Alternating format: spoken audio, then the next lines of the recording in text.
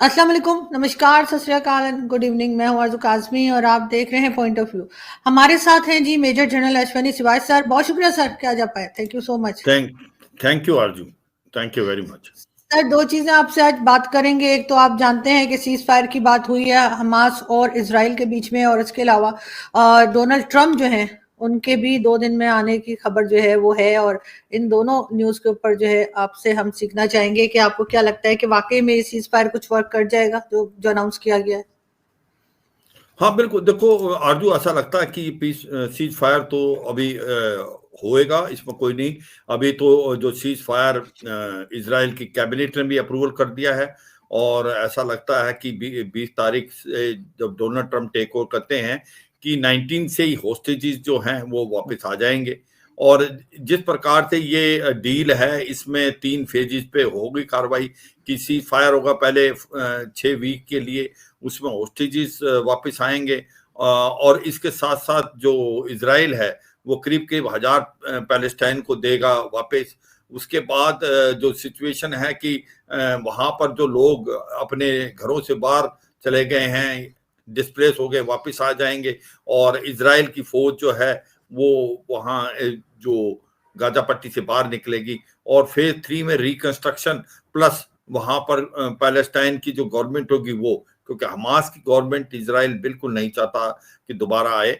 तो ये एक मोटे तौर पे डील साइन हुई है, और ये अब दिखलाएगी कि 42 दिन जो हैं 6 वीक्स कैसे चलते हैं।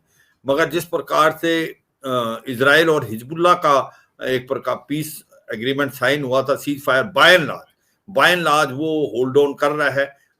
जहां लगता है इजराइल को कि हिजबुल्ला कुछ कार्रवाई करने की कोशिश कर रहा है, अपनी मिलिट्री कैपेबिलिटी बढ़ाने, तो वो उसके ऊपर हमला करता, नहीं तो वो सीज फायर भी आज की तारीख में चल रहा है। तो ये मुझे लगता है आरजू, हमास और इजराइल के बीच में जो सीज फायर है ये चलेगा, क्योंकि डोनाल्ड ट्रम्प चाहते हैं ये होना चाहिए, और इसीलिए ये हुआ।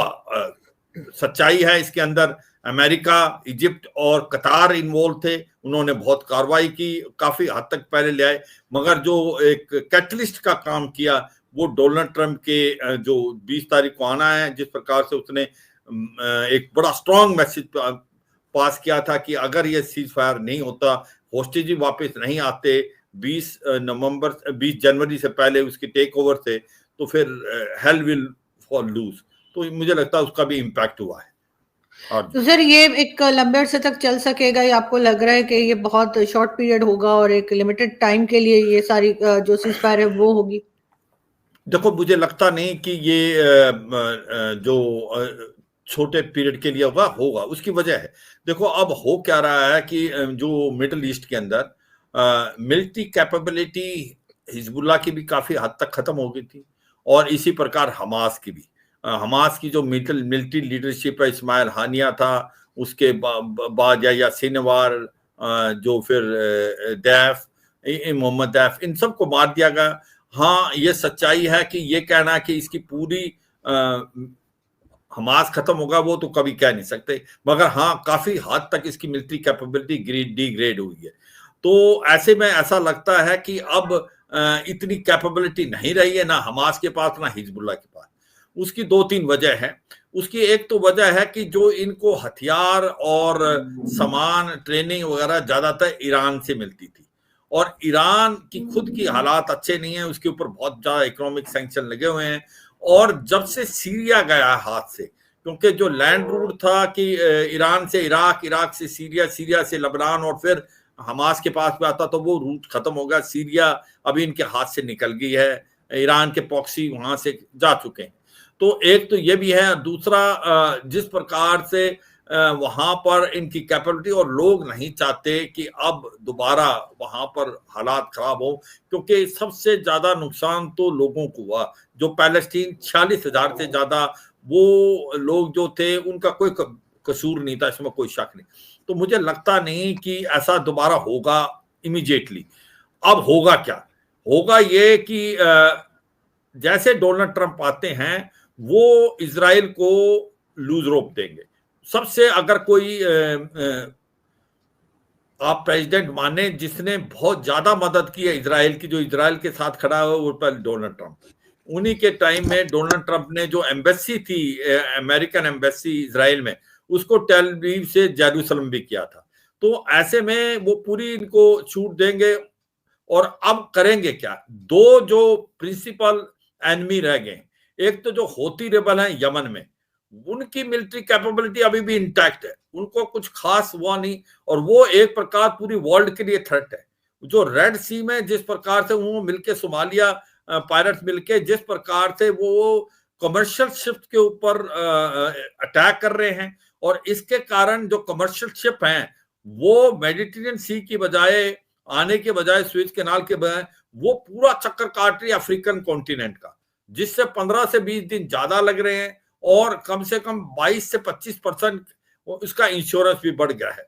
तो होती रिबल जो है उनके मुझे लगता है कि मिलिट्री कैपेबिलिटी अभी भी इंटैक्ट है। इसको खत्म करना ईरान और अमेरिका की प्रायोरिटी होगी, और इसको खत्म करने के लिए अमेरिका के जो एयरक्राफ्ट कैरियर ग्रुप हैं, यूएसएस ईस्टर्न हॉर्न जो लगा हुआ है रेड सी के अंदर, और यूएसएस रोनाल्ड रेगन, उससे भी मदद लेंगे, और इधर से इजराइल हमले करेगा, और अब वो होती रेबल को घेरने की कोशिश करेंगे। और मुझे लगता है कि एंड में ये ईरान के पीछे जाएंगे, क्योंकि जो अमेरिका का सोच विचार और इजराइल का सोच विचार ये है कि जो इसका एक हुड है, जो सांप का हुड जो है वो ईरान है, जो कि सब जड़ की प्रॉब्लम है। तो मुझे लगता है कि ऐसे में वो ईरान के पीछे जाने की कोशिश करेंगे, ईरान को उकसाएंगे। ईरान अगर उकसाने में आ गया तो फिर उसके पीछे जाएंगे, उसकी जो न्यूक्लियर फैसिलिटी है उसको वो बर्बाद करने की कोशिश करेंगे, इसमें कोई शक नहीं। कि उसकी वजह यही है कि अगर ईरान के पास न्यूक्लियर हथियार आ गए, उसने न्यूक्लियर हथियार बनानी है, तो ये पूरा का पूरा मिडिल ईस्ट के अंदर पूरा सिनेरियो चेंज हो जाएगा। तो मुझे लगता है ये कार्रवाई हो सकती है। अगर आप देखें, अभी ईरान के जो प्रेसिडेंट हैं मसूद जस्कियान, वो रूस चले गए और उन्होंने पैक्ट भी साइन किया है काफी, मगर उन्होंने ऐसा पैक्ट साइन नहीं किया है जो बेलारूस और नॉर्थ कोरिया के साथ किया है रूस ने। इसका मतलब कि उसमें यह किया है कि हम अगर लड़ाई होती है एक दूसरे के ऊपर तो हम खुल के आएंगे, ऐसा कुछ नहीं कहा है। तो कॉम्प्रिहेंसिव स्ट्रेटेजिक पार्टनरशिप की है, मगर वो पैक्ट ऐसा नहीं है जैसा रूस ने बेलारूस के साथ किया है या रूस ने नॉर्थ कोरिया के साथ किया। तो ऐसा लगता है कि ये कार्रवाई हो सकती है कि हमास और हिजबुल्लाह के जो सीज फायर इंटैक्ट रहेंगे आने वाले समय में। अमेरिका और इजराइल होती रिबल के पीछे जाएंगे, उसको जब तक खत्म नहीं कर लेंगे अगला काम नहीं स्टार्ट करेंगे, इसमें कोई शक नहीं। इसको खत्म करना बहुत जरूरी है। और इसके साथ साथ ईरान, जो कि हर प्रॉब्लम की जड़ उनको लगता है उसकी न्यूक्लियर फैसिलिटी, हो सकता है आने वाले समय में उसके पीछे भी जाएं, मगर ईरान नहीं चाहेगा। ईरान इस लड़ाई के अंदर नहीं आना चाहेगा डायरेक्टली। ईरान अपना काम प्रॉक्सी से कराएगा, क्योंकि ईरान की इकोनॉमी अच्छा नहीं कर रही है, ईरान के अंदर बहुत ज्यादा इंटरनल प्रॉब्लम है। ईरान नहीं चाहेगा कि डायरेक्ट कन्फ्रंटेशन ले इजराइल से या अमेरिका से। अर्जुन, बिल्कुल ऐसा ही है, लेकिन सर कहीं ना कहीं डोनाल्ड ट्रंप के आने से ये जरूर उम्मीद हुई है कि जो बहुत टाइम से हमास और इजराइल के बीच में जंग चल रही है वो रुकेगी, चाहे कुछ टाइम के लिए रुके, हो सकता है कि ये टाइम जो है उसको वो बढ़ाया भी जा सके। लेकिन सर इस तरह का अगर हम बात करें पाकिस्तान और टीटीपी की, तो इस रीजन में टीटीपी कितना बड़ा थ्रेट आपको लगता है? क्योंकि हमारे यहाँ से तो ठीक है, हमारे पास तो अटैक हो रहा है, लेकिन अगर ये इसको ना रोक पाए तो ये चीज फैल भी सकती है, ऐसा भी लोग कह रहे हैं। देखो सच्चाई है कि टीटीपी तो एक बहुत बड़ी प्रॉब्लम बन गई है पाकिस्तान के लिए, मगर यह भी सच्चाई है कि अर्जू पहले हमें समझना पड़ेगा ये टीटीपी को बनाया किसने। देखो खुद पाकिस्तान ने टेररिज्म क्रिएट किया, आज वो इतना बड़ा मॉन्स्टर होगा। जैसे हम पहले भी बात करते रहे, जब हिलेरी क्लिंटन 2013 में आई थी पाकिस्तान में as a secretary of state, उसने अगवा किया था पाकिस्तान को कि अगर आप अपने कोर्टयार्ड में सांप पालेंगे और आप ये सोचेंगे कि आपके नेबर को डसेगा, एक दिन आपको भी डसेगा। और मुझे लगता है वही आज तहरीके तालिबान पाकिस्तान के रूप में पाकिस्तान के लिए बहुत बड़ी शेरदर्द बन गया है टीटीपी। अब हो क्या रहा है, जो टीटीपी एक प्रकार जिसको पाकिस्तान तालिबान भी बोलते हैं, और जो तालिबान है अफगानिस्तान में अफगान तालिबान, ये एक सिक्के के दो पहलू हैं, ये दोनों मुशेरे भाई।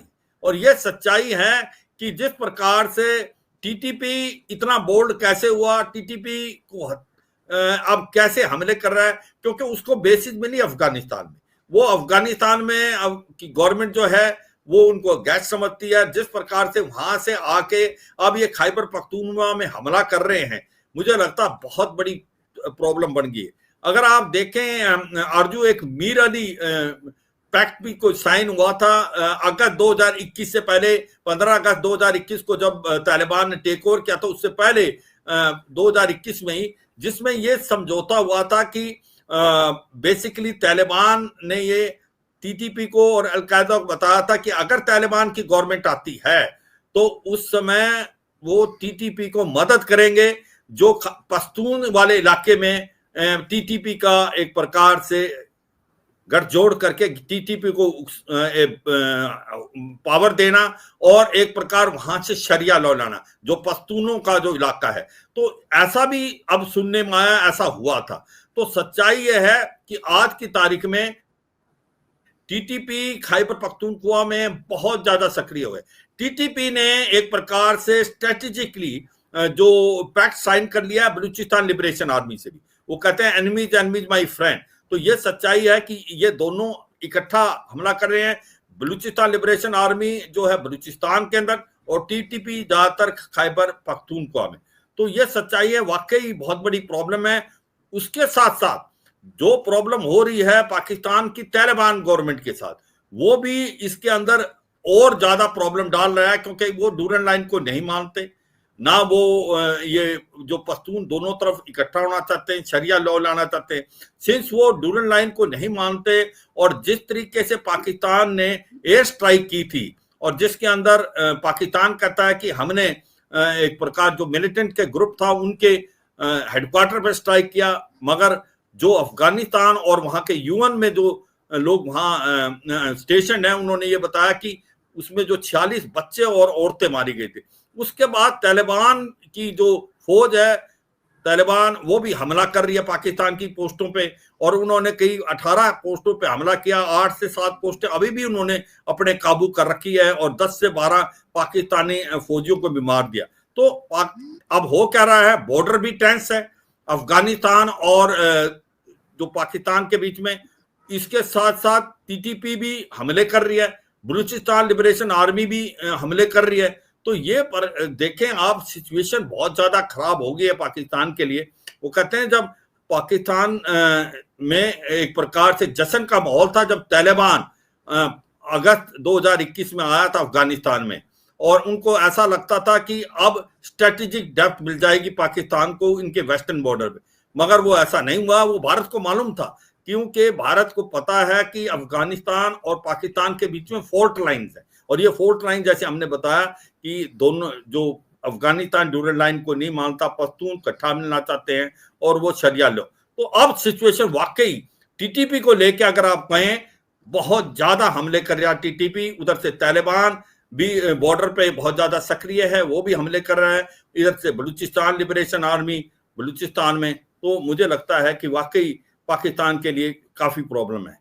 और सर, पाकिस्तान के लिए तो प्रॉब्लम है, लेकिन आपको लगता है कि जो पाकिस्तान के साथ बाकी कंट्रीज हैं जिनके बॉर्डर लग रहे हैं, क्या उनके लिए खतरा है? इसलिए कि अफगानिस्तान से ये टीटीपी के हों चाहे तालिबान हो, वो तो कहीं भी लग रहा है कि पहुंचने के लिए कोशिश करेंगे, और जो उनका एक कह लीजिए एक एटीट्यूड है, वो तो देख के नहीं लगता कि ये किसी को भी जो है वो छोड़ देंगे। यहाँ के बाद हो सकता है बाकी कंट्रीज में भी इस तरह की प्रॉब्लम है।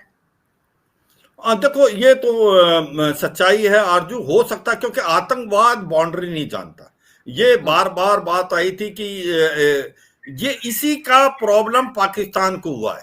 देखो, पाकिस्तान ने एक तो आतंकवाद को पैदा किया, और पाकिस्तान ने दूसरा किया गुड और बैड टेररिस्ट। वो आतंकवादी जो भारत में भेजता, लश्कर तोबा जैसे मोहम्मद, उनको वो गुड टेररिस्ट बोलता है। वो 8 से 10 हजार के करीब अभी भी पीओके में बैठे हुए हैं गिलगित बाल्टिस्तान में, उनको भारत की तरफ वो भेजने की कोशिश कर रहा है। M4 कार्बाइन है उनके पास best of the other weapon system है जो अमेरिका अफगानिस्तान में छोड़ गया था। तो उनको तो ये कहता है कि ये तो हमारे लिए एक स्ट्रेटेजिक एसेट है, मगर तालिबान जो टीटीपी है, जो तहरीक तालिबान पाकिस्तान, उसको वो बैड टेररिस्ट बोलता है। तो ये जो आतंकवाद में फर्क करना, गुड और बैड टेररिस्ट में डबल चेहरा, तो वो आपको कभी ना कभी तो गिराएगा, और यही हुआ। देखो, किसी ने ये बोला कि भाई तालिबान भी तो मुसलमान ही है, और आप भी तालिबान, टीटीपी भी मुसलमान है पाकिस्तान में भी, तो एक प्रकार से मुसलमान को मार रहा है, इसमें कोई शक नहीं है। तो जो, क्योंकि वो आतंकवाद है। हमने, भारत ने हरदम बोला कि आतंकवाद को अगर आप पालेंगे पोसेंगे तो आतंकवाद आपको ही मारेगा, और आज वही हो रहा है। वो कोई रिलीजन नहीं जानते, वो लेकिन सर आतंकवाद है। लेकिन सर वो तो ईरान इराक जंग जब हुई थी तो वो भी मुसलमान ही लड़ रहे थे। हाँ बिल्कुल, वो बात बिल्कुल ठीक कह रहे हो आप। ईरान इराक की लड़ाई भी शिया सुन्नी भी थे कुछ इसमें इन्वॉल्व, मगर ये सच्चाई है। जिस प्रकार से पाकिस्तान के अंदर भी कई बार जिस प्रकार से शिया सुन्नी के अंदर भी लड़ाई होती है, वो भी एक कॉज ऑफ कंसर्न है। बट सच्चाई यह है कि आतंकवाद पूरी वर्ल्ड के लिए प्रॉब्लम है, और आतंकवाद को फैलता है। तो आप जो इशारा कर रहे थे कि क्या ये अफगानिस्तान की तरफ जा सकता है, भारत की तरफ भी आ सकता है, देखो भारत के अंदर तो ये लश्कर तोबा जैसे, मोहम्मद जैसे आतंकवादी भेजने की कोशिश, ये सच्चाई है कि अगर आप आतंकवाद को पालेंगे तो ये है प्रॉब्लम। मगर पाकिस्तान अभी भी डिनायल मोड पे है। पाकिस्तान जो है उसको मानता नहीं। पाकिस्तान कहता है कि कुछ नहीं हुआ, हम इसको कर लेंगे। ये सच्चाई है कि अगर पाकिस्तान नहीं क्रिएट करता तो ये आतंकवाद पैदा नहीं होता। अब कहीं ना कहीं वखान बॉर्डर की बात हो रही है कि वो जिस प्रकार से तालिबान के बीच में रिलेशनशिप पाकिस्तान के खराब हो गए हैं, और पाकिस्तान अब जो मसूद है, जो कि एक प्रकार से नदन अलायंस जो कि तजाकिस्तान में है, अहमद शाह मसूद, उनके साथ रास्ता खोलने की कोशिश कर रहे हैं, यह भी सुनने में आया। और वखान कॉरिडोर जो कि बेसिकली अफगानिस्तान को जोड़ता है चीन के साथ, और तजाकिस्तान को के और पाकिस्तान के बीच में है, उसको भी एक प्रकार से बोला जाता है कि ये चिकन कॉरिडोर है, जिस प्रकार से भारत में सिलीगुड़ी कॉरिडोर। इसका मतलब यह है, इसको पाकिस्तान ये भी कहने लगा है कि हम अगर ज्यादा रिलेशनशिप खराब होए तो हम वखान कॉरिडोर को ले लेंगे, और हमारा कनेक्ट डायरेक्टली तजाकिस्तान के साथ हो जाएगा। और वो अहमद शाह मसूद के जो नदन अलायंस जो लड़ा था तालिबान के अगेंस्ट, उसके साथ मिलाप करने की कोशिश करें। मगर वो ये भूल गए कि अगर ऐसा होता है तो पहले तो तालिबान इतना आसान नहीं आप जीत सकते हो। दूसरी बात यह है, क्या चीन इसको होने देगा? क्योंकि चीन का जो कनेक्शन है सिंगजांग प्रोविंस से जो अफगानिस्तान में, वो तो वखान कॉरिडोर के साथ ही। तो ये मुझे नहीं लगता ऐसा हो सकता है। मगर ऐसा भी आप देखें, मीडिया में रिपोर्टें आ रही हैं कि वखान कॉरिडोर जो कि एक चिकन नेक है अफगानिस्तान का, उसको भी थ्रेटन किया है पाकिस्तान ने, अगर रिलेशनशिप पाकिस्तान और तालिबान गवर्नमेंट के बीच में बहुत ज्यादा खराब हो जाते हैं। मगर ये मुझे लगता नहीं कि पॉसिबल है, क्योंकि इसके अंदर चीन इन्वॉल्व है। चीन का बहुत ज्यादा इंटरेस्ट है अफगानिस्तान में। चीन चाहेगा कि अफगानिस्तान में आके वो अपना जो बेसिकली जो रिसोर्सेज है उसको एक्सप्लॉइट करे। वो किसी समय में अगर आप देखें, चाइना पाकिस्तान इकोनॉमिक कॉरिडोर जो है उसको भी वो अफगानिस्तान की तरफ ले जाने की कोशिश कर रहा था, मगर अब वो उसमें कितना सक्सेसफुल होगा वो तो समय बताएगा। मगर ये सच्चाई है, चीन के लिए अफगानिस्तान एक बहुत इंपॉर्टेंट है, क्योंकि अफगानिस्तान रिसोर्सेज से बहुत ज्यादा भरा हुआ देश है, और मुझे लगता है इस चीन चाहेगा उसको एक्सप्लॉइट करे, और वो वहां पर अपनी जो है स्पेशली अपने जो बेसिस जरूर बनाएगा, जिससे वो वहां से एक्सप्लॉइट कर पाए। और जी बिल्कुल ऐसा ही है सर, लेकिन इसमें यकीनन अमेरिका का रोल जो है वो हर जगह पर ही हमें नजर आता है, और अमेरिका ही इनको रोक भी सकता है, और इनको जैसे कहते हैं इनको और ज्यादा शय भी दे सकता है। बहुत शुक्रिया सर कि आपने आज ज्वाइन किया। एक चीज है आरजू कि अगर आप देखें कि जो कल जेस्कियान जो ईरान के प्रेसिडेंट हैं और रूस के जो प्रेसिडेंट पुतिन, उनके बीच में जो बात हुई, तो एक बड़ी इंपॉर्टेंट चीज आई जो मैं सोचा अपने व्यूअर्स को बताना चाहेंगे कि वो एक प्रकार से जो ट्रेड रूट है, जिस प्रकार से भारत ने चाबार पोर्ट बनाया और उसके बाद फिर कनेक्टिविटी कर दी है ईरान से अफगानिस्तान, अफगानिस्तान से सेंट्रल एशियन स्टेट, और फिर नॉर्थ साउथ ट्रांसपोर्ट कॉरिडोर, अब सुनने में आया है कि जिस प्रकार से अब वो नॉर्थ साउथ ट्रांसपोर्ट कॉरिडोर है वो ईस्ट यूरोप भी जाता है और रशिया भी जाता है। अब पुतिन चाहते हैं कि वो नॉर्थ साउथ ट्रांसपोर्ट कॉरिडोर की मदद से चाबार पोर्ट से आए, सेंट्रल एशियन स्टेट अफगानिस्तान होते हुए वो ईरान आए और ईरान से फिर उसका सामान जाएगा बाकी कंट्रीज में इंक्लूडिंग इंडिया में, मुंबई में। तो ये भी बहुत इंपॉर्टेंट चीज कल जो बातचीत निकली है ईरान की और रूस के बाद। बिल्कुल सर, डेफिनेटली सर, इस वक्त ये सारी न्यूज़ जो है वो बहुत इंपॉर्टेंट है और इस पे सर अपडेट पे भी हम आपसे बात करते रहेंगे। बहुत शुक्रिया कि आपने आज ज्वाइन किया। Thank you sir. Thank you Aarzoo, thank you. Thank you.